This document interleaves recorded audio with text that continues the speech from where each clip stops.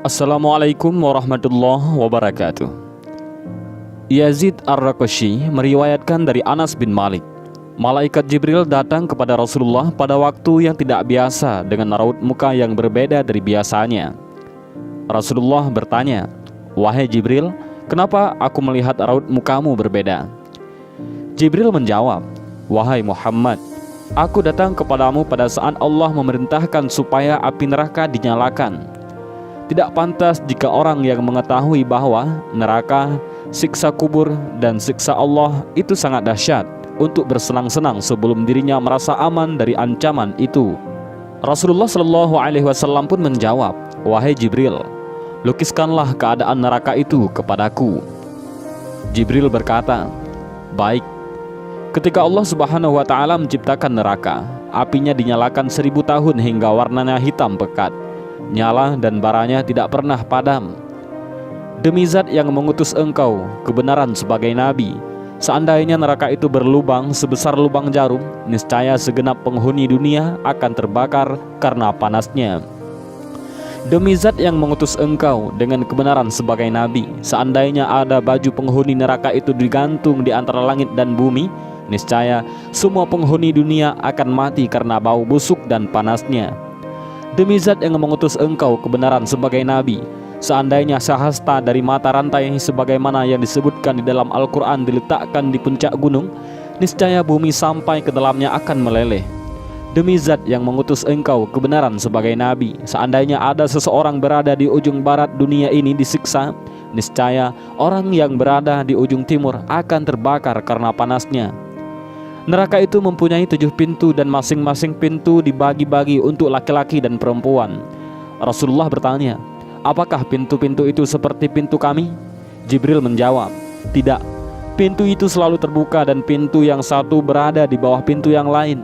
Jarak pintu yang satu dengan pintu yang lain sejauh perjalanan 70 tahun. Pintu yang di bawahnya lebih panas 70 kali lipat dari pintu yang di atasnya. Musuh-musuh Allah diseret ke sana dan jika mereka sampai di pintu itu, malaikat Zabaniyah menyambut mereka dengan membawa rantai dan belenggu. Rantai itu dimasukkan ke dalam mulutnya dan keluar dari duburnya. Sedangkan tangan kirinya dibelenggu dengan lehernya dan tangan kanannya dimasukkan ke dalam dada hingga tembus ke bahu. Setiap orang yang durhaka itu dirantai bersama setan dalam belenggu yang sama. Lantas diseret wajahnya tersungkur dan dipukul oleh malaikat dengan palu. Setiap kali mereka hendak keluar dari neraka lantaran kesengsaraan mereka, niscaya mereka dikembalikan ke dalam neraka. Rasulullah bertanya, "Siapakah penghuni masing-masing pintu itu?" Jibril menjawab, "Pintu yang paling bawah namanya Hawiyah." Pintu neraka Hawiyah ini adalah pintu neraka yang paling bawah ataupun yang paling dasar, yang merupakan neraka yang paling mengerikan. Pintu neraka ini ditempati oleh orang-orang munafik, orang kafir, termasuk juga keluarga Fir'aun dalam neraka Hawiyah. Hal ini sebagaimana arti dari firman Allah, maka tempat kembalinya adalah neraka Hawiyah. Quran Surat Al-Qari'ah ayat 9. Pintu kedua namanya Jahim, yakni pintu neraka tingkatan ke-6. Tingkatan neraka ini di atasnya neraka Hawiyah. Di dalamnya ditempati oleh orang-orang musyrik yang menyekutukan Allah. Hal ini sebagaimana firman Allah, dan diperlihatkan dengan jelas neraka Jahim kepada orang-orang yang sesat. Al-Quran Surat Asy-Syura ayat 91. Pintu ketiga namanya Sakor, tempat orang-orang Sabi'in, merupakan pintu neraka pada tingkatan kelima. Di dalam pintu itu ditempati oleh orang-orang yang menyembah berhala atau menyembah patung-patung yang dibuat bangsanya sendiri. Tingkatan pintu neraka ini terletak di atasnya pintu neraka Jahim. Tentang neraka ini Allah telah berfirman yang artinya, "Apakah yang memasukkan kamu ke dalam sakar ataupun neraka?" Al-Quran Surat Al-Mudaththir ayat 42. Pintu keempat namanya Ladza, berisi iblis dan orang-orang yang mengikutinya serta orang Majusi. Ladza merupakan pintu neraka pada tingkatan nomor 4. Di dalamnya ditempati iblis laknatullah beserta orang-orang yang mengikutinya dan orang-orang yang terbujuk rayuannya. Kemudian orang-orang Majusi pun ikut serta menempati neraka Ladza ini. Mereka kekal bersama iblis di dalamnya. Tingkatan pintu neraka Ladza ini di atasnya pintu neraka Sakar. Dalam hal ini Allah telah berfirman, sekali-kali tidak dapat. Sesungguhnya neraka itu adalah api yang bergejolak. Al-Quran Surat Al-Ma'arij ayat 15. Dengan demikian dapat disimpulkan bahwa iblis dan para pengikutnya akan dimasukkan ke dalam neraka lazza, seperti apa yang dikatakan oleh malaikat maut, yaitu malaikat Israel, ketika iblis hendak dicabut nyawanya. Maka malaikat maut itu berkata bahwa iblis akan diberi minum dari neraka lazza. Pintu kelima namanya Hutamah, tempat orang-orang Yahudi, merupakan pintu neraka pada neraka tingkatan ketiga. Di dalamnya ditempati oleh orang-orang Yahudi dan para pengikutnya. Pintu neraka Hutamah ini tingkatannya di atas pintu neraka lazza yang dihuni para iblis.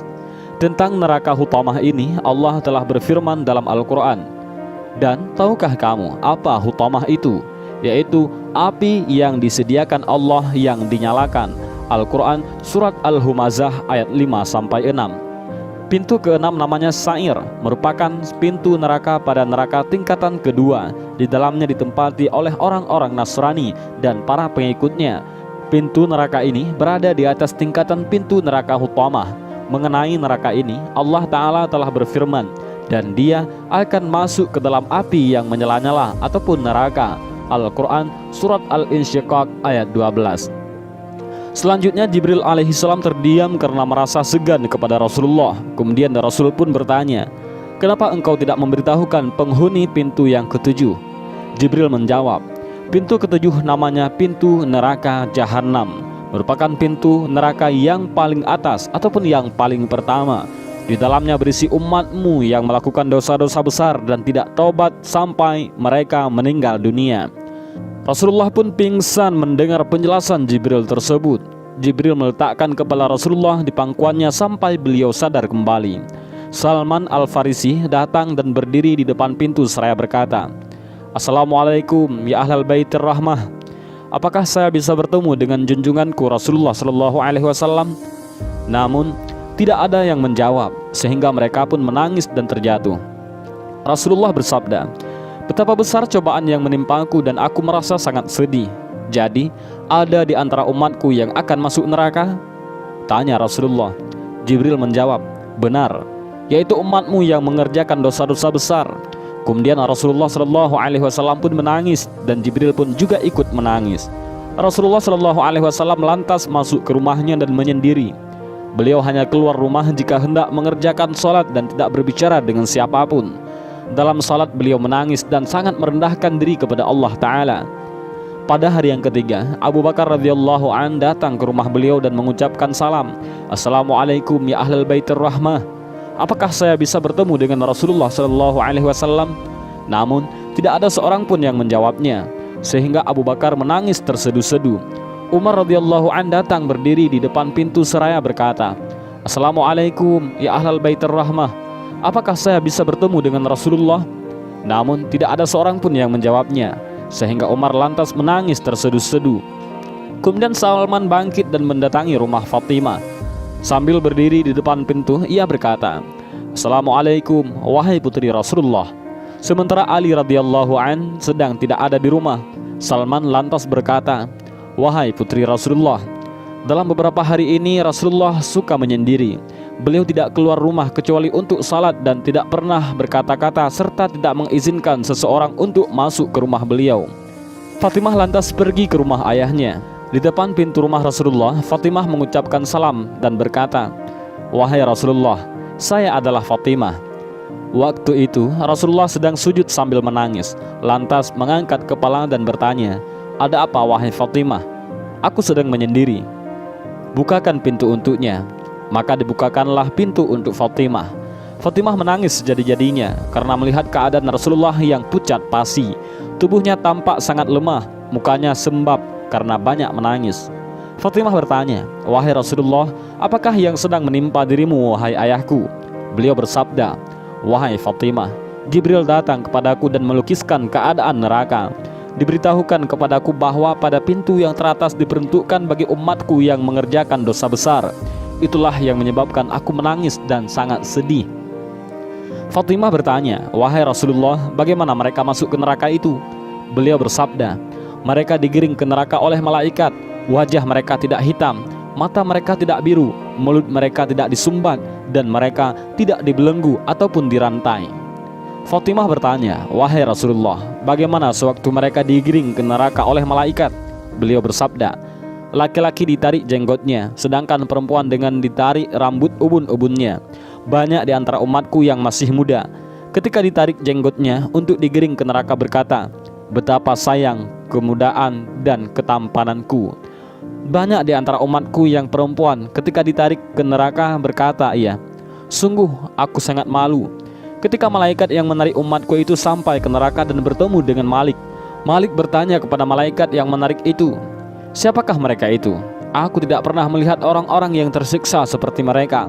Wajah mereka tidak hitam, mata mereka tidak biru, mulut mereka tidak disumbat, mereka tidak dibaringkan dengan golongan setan, dan mereka tidak dibelenggu atau diikat lehernya.'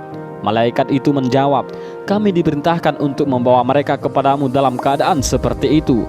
Malik berkata kepada mereka, 'Wahai orang-orang yang celaka, siapakah sebenarnya kalian ini?' Dalam hadis lain disebutkan bahwa ketika mereka ditarik oleh malaikat, mereka selalu menyebut-nyebut nama Muhammad.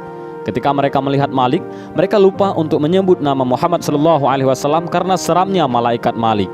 Mereka menjawab, 'Kami adalah umat yang diturunkan Al-Quran kepada kami dan termasuk orang yang mengerjakan puasa pada bulan Ramadan.' Malik berkata, 'Al-Quran hanya diturunkan untuk umat Muhammad SAW.' Ketika mendengar nama Muhammad, mereka berteriak seraya berkata, 'Kami termasuk umat Muhammad SAW.' Malik berkata kepada mereka, 'Bukankah di dalam Al-Quran ada larangan untuk mengerjakan maksiat-maksiat kepada Allah Ta'ala?' Ketika mereka berada di tepi neraka dan diserahkan kepada malaikat Zabaniyah, mereka berkata, 'Wahai Malik, izinkanlah kami untuk menangisi nasib kami.' Malik mengizinkannya, dan mereka lantas menangis dengan mengeluarkan darah. Malik lantas berkata, 'Alangkah baiknya seandainya tangis ini kamu lakukan sewaktu berada di dunia. Seandainya sewaktu di dunia kamu menangis seperti ini karena takut kepada siksaan Allah, niscaya sekarang ini kamu tidak akan masuk neraka.'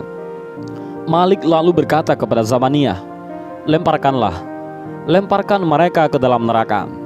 Ketika mereka dilempar ke dalam neraka, mereka berseru secara serempak dengan mengucapkan kalimat La ilaha illallah, sehingga api neraka langsung menjadi padam. Kemudian Malik berkata, 'Wahai api, sambarlah mereka.' Api itu menjawab, 'Bagaimana aku menyambar mereka sementara mereka mengucapkan kalimat La ilaha illallah?' Malik berkata lagi kepada api neraka, 'Sambarlah mereka.' Api itu menjawab, 'Bagaimana aku menyambar mereka sementara mereka mengucapkan kalimat La ilaha illallah?' Malik berkata lagi, 'Benar, namun begitulah perintah Allah Arash.' Kemudian api itu menyambar mereka. Di antara mereka ada yang disambar sampai 2 telapak kakinya, ada yang disambar sampai 2 lututnya, ada yang disambar sampai lehernya. Ketika api itu akan menyambar muka, Malik berkata, 'Jangan membakar muka mereka, karena dalam waktu yang cukup lama mereka bersujud kepada Zat yang Maha Kuasa.' Dalam Al-Quran, Allah telah mensifati neraka Jahannam. Sesungguhnya neraka itu melontarkan bunga api sebesar dan setinggi gunung. Al-Quran Surat Al-Mursilat ayat 32. Dan sesungguhnya Jahannam itu benar-benar tempat yang telah diancamkan kepada mereka, yaitu pengikut-pengikut setan semuanya. Al-Quran Surat Al-Hijr ayat 43. Dari hadis kudusi, bagaimana kamu masih bisa melakukan maksiat sedangkan kamu tak dapat bertahan dengan panasnya terik matahariku? Tahukah kamu bahwa neraka Jahannam itu mempunyai 7 tingkat. Setiap tingkat mempunyai 70.000 daerah. Setiap daerah mempunyai 70.000 kampung. Setiap kampung mempunyai 70.000 rumah. Setiap rumah mempunyai 70.000 bilik. Setiap bilik mempunyai 70.000 kotak. Setiap kotak mempunyai 70.000 batang pokok zarkum. Di bawah setiap pokok zarkum mempunyai 70.000 ekor ular. Di dalam mulut setiap ular yang panjang 70 hasta mengandung lautan racun yang hitam pekat. Juga di bawah setiap pokok zarkum mempunyai 70.000 rantai. Setiap rantai itu diseret oleh 70.000 malaikat. Dan inilah gambaran tentang neraka Jahannam yang dikisahkan oleh Jibril kepada Rasulullah SAW hingga membuat Rasulullah SAW menangis sejadi-jadinya. Dan mudah-mudahan dengan video singkat ini bermanfaat. Wallahu a'lam bishawab. Assalamualaikum warahmatullahi wabarakatuh.